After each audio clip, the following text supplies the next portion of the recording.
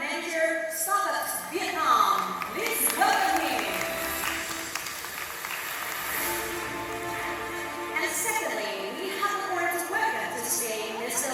Võ Đạt Minh Tuấn, Marketing Strategic Planning, Senior Lead, AIA Vietnam. And coming next, we have the honor to welcome to today Mr. Nguyễn Khoa Hồng Thanh, CFO PNJ. And to lead this discussion, let's welcome our moderator, Mr. Jack Pack, Head of Enterprise South APAC Servers. Please welcome him.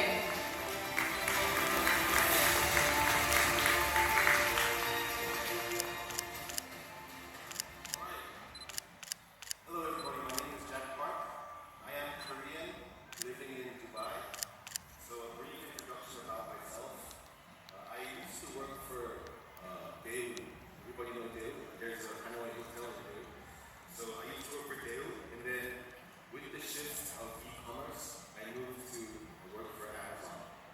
After Amazon, I moved to the Korean version of Amazon, which is Coupang.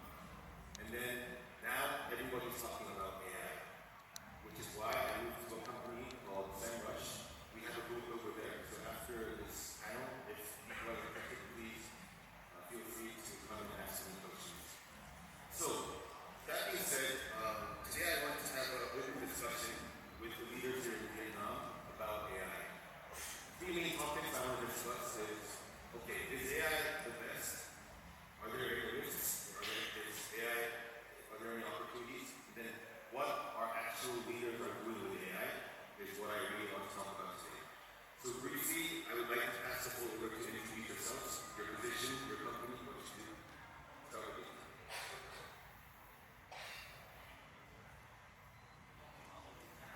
Hello everyone. CFO from INNOVATE. Jewelry company. Nice to meet you.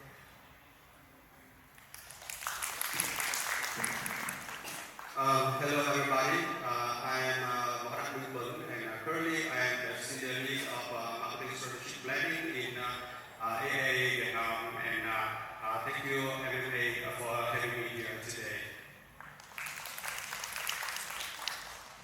Yes, and hello guys. I'm from South Vietnam, and currently I'm the digital and media expert. And nice to meet you here. Thank you. So we have leaders from PNJ, from AIA, and Starbucks. It's all different industries, but let's try to get some tips from what these actual leaders are doing. So my first question is about reach. So for decades, marketing was a volume game, it was a money game. So companies that spend more money, they got the most reach. Now, with LLMs and AI, we are seeing a very big shift in behavior. There's different algorithms. ChatGPT has different algorithms. Gemini has different algorithms. AI decides what gets recommended, and consumers are turning out messages. So let me start with the most fundamental question. What has actually replaced reach in your companies? I'm going to start with Kuhn from AIA. What signals have you seen as the primary driver of visibility and conversion? Okay, so thank you, Jack. So if you ask me this question from 10 years ago, so I think the answer probably be the buckets. So the brand with the biggest bucket always win the market because they can reach more people than other brand. But today that's not enough. What we are seeing is the customer response is much more important than the media spend. Social platform now they are paying attention on how the customer react to the content. Are they watching this? Are they saying this with his friend? Or even just are they copying it? Or are they even just are they making purchase decision by that content influence?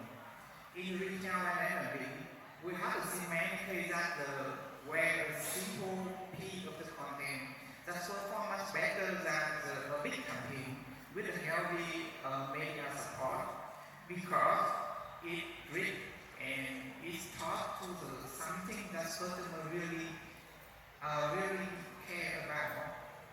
So for me, now risk have not disappeared, but what drives visibility is whether the people choose to engage with your branded content, not just to pay for them to see it. Thank you very much. From a luxury brand perspective, you're actually CMO of INNOVATE. What does the definition of winning? Has that shifted from a brand level? Can you give us your opinion from a CMO lens of winning reach? In fact, we can see that the AI affecting the advertising industry for many years, not just recent years. So the fact that we are bombarded with a lot of messages, and we cannot see, we cannot remember any kind of message, any brand, for example, from this market, you now, when you reach and when you are scroll on Facebook, I don't think that all of you will recall any brand that can appear somewhere in that town. So, but in that context, in BMJ, we for a long time, at least the last few years, we have moved the that rich definition to another concept more physically rather than the logic. It means that we put another layer on the which what is the meaning. It means that we don't focus on just the reading, but the meaning or the context that the brand appear in front of the audience. So I mean every trick, every creative, every design, every campaign, we have to start with the customer endpoint. What is the occasion? What is the right occasion? What is the right time? What is the right message? And that we often put the biggest criteria is that the relevance, the meaning of the art beside the reach. Yeah. So that's the whole thing. Thank you. I think the common takeaway is that in the past, money can do everything. Right now, it's easier for consumers to search AI, Starbucks, or TNT, but it's harder for marketers to actually get to the reach. So AI is something that we cannot deny, but is AI the best? Are there any risks with AI? So I want to talk about the risks and opportunities that AI is bringing to our world. It's actually reshaping our marketing teams in two directions at once. So first, how we use AI as a tool. We use AI to create content, to personalize at scale. We can plan campaigns effectively. Second, how your brand is perceived and talked about by AI. Is ChatGPT picking up our messages? What is ChatGPT talking about Starbucks? What is ChatGPT talking about AI or TNT? So since we have a lot of different industries, I want to ask a question about the risk and opportunity what you see in your industry. So for Starbucks, what do you see is the opportunity and risk from an F&B perspective? How can this go wrong? What do you see as the risk of AI from an F&B perspective? I think that AI is amazing tool and it's creating the opportunity in three main areas. First is speed. I believe that every marketer here does know this word, but we don't know every campaign starts with a new every campaign starts with an idea, right? So before that, we have to think a lot about the customer insight, do a lot of market research, and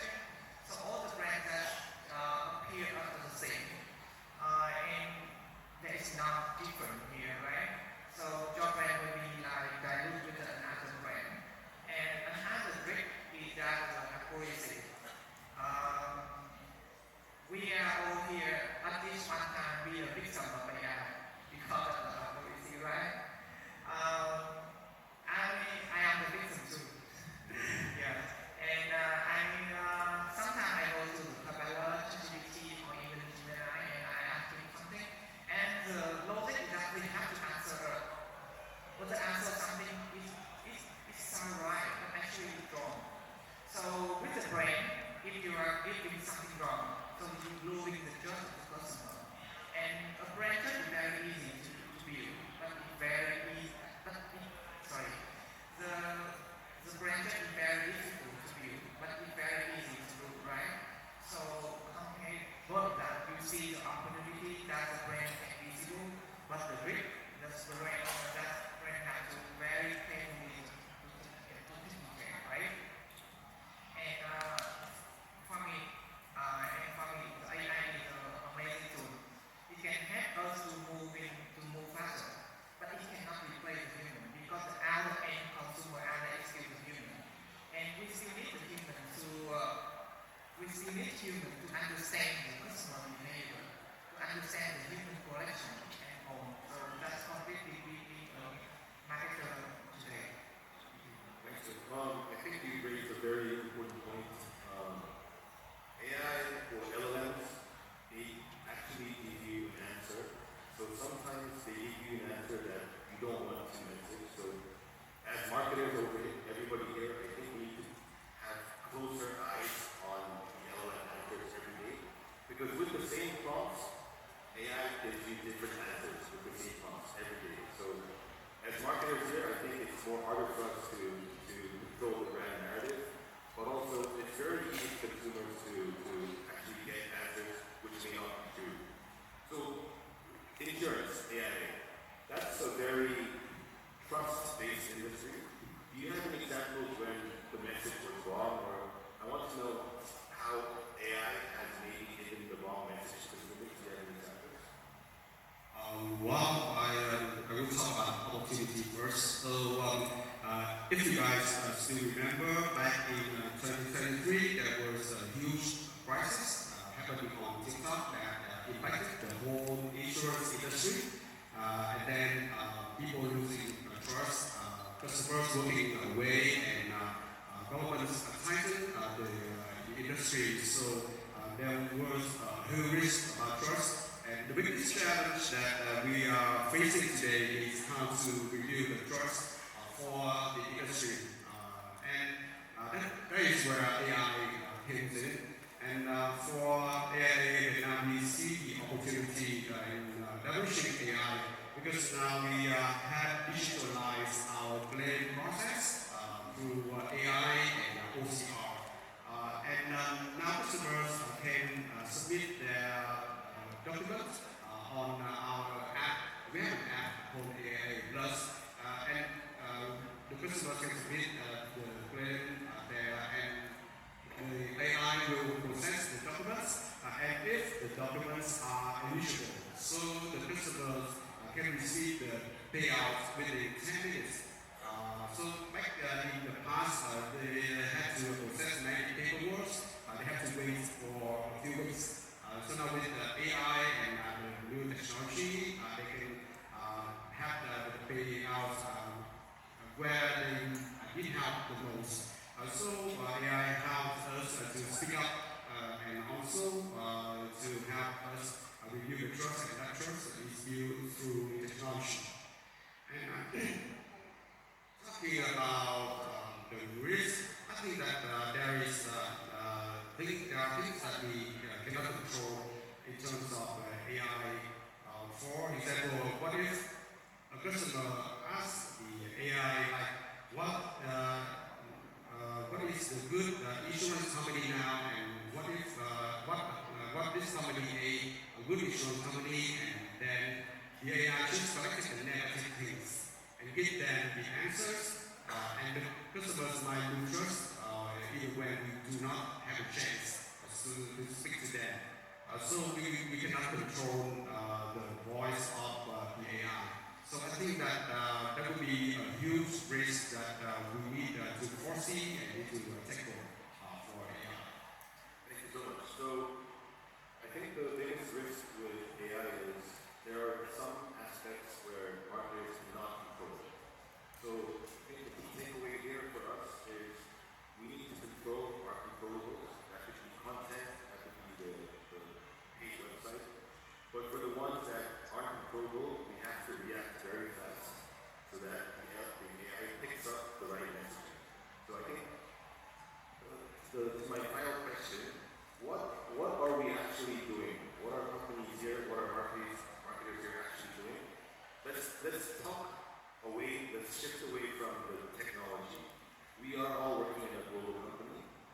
How are companies reacting, or what are we actually doing with AI from an organizational perspective? For example, let me start with you again. For AIA, you work in a very global company. How is your team reacting today? What is your company doing from an organizational perspective? As a global brand, so we have different brand guidelines, standards that we need to ensure its integrity when we roll it out in the market. So for AIA, we always have a standard that whenever we would like to publish any data, we have to have a valid reference, a valid source, and actually our team and even our agency, when they do the research, they would use the AI to put out market data and numbers. But AI had AI hallucination. That is when it gives out different imaginary data, and if we don't quality check and also fact check all the data and all the source, it could give us a very wrong data number. So in our team, we have a rule to verify all the source of material and also of package all the data, and ensure whenever we have faced the questions from the authority for about advertising claims, so we are ready to give them proper answers with the valid data source. And also now we have many marketers here, so I think that many of you have to write the creative briefs or media briefs for the many partners, many advertising agencies. So for AA now we not only write the briefs for the humans, but also for the AI. Because when we do the briefing to the agency, so their team do the debrief to their internal planning and also creative team. And most of the time they would like to upload our brief to the AI, so it would generate the internal brief. So we now got to provide more details, more mood and tones, especially the brand mood and tones, and also more context of why we do this campaign, so that the humans can digest, also the AI can digest and generate the proper answers for the teams. So it actually is helping the team in a way. So I think that's everybody, it's AI is inevitable. So okay, my final question goes to from PNJ. You're a local CMO here right now. Has your marketing team changed anything after AI evolved? Has your campaigns changed? Has your team structure changed? Can you give us an example of how AI is changing your organization? Of course, there are a lot of changes after the evolution of AI. But I will share with you two biggest kind of things. But I think you might places where you work. We all know that in China is local country, so we don't have a global framework working with AI. Okay? So when the AI we face two kind of problems. The first problem is on the outside. Means that everybody now can be a marketing director. So and everybody can be a copywriter. So in BNJ, we have very big team, different departments. I can say when we have hundreds of CD. Now we have hundreds of CD, hundreds of copywriter. By I mean that other people from other departments, they can judge the work of our team. From the executive level until the senior level, and you might have an idea. So that's be one of the biggest preparation. And we have handled the expectation we have to handle the way of working and everything like that. And the other problem is that from the inside, we also know that because with the evolution of the AI, some of the we have in BJ we have created in-house, we have designed in-house, created in-house. So there will be a question that about identity crisis. Who will they are? Who will they be? They will be just a curator, or will be professional copywriter or professional art director. Because everything now, if I push the level of AI adoption to the bigger level, and they will have to use all of the AI, and they will feel uncertainty about that, here as well. But if I don't push them, the organization will not move. So that is one of the key difficulties that I face in the local company with the evolution of AI. Thank you. So we deliberately invited 3 different leaders from 3 different industries, be it food and beverage, insurance, or luxury jewelry.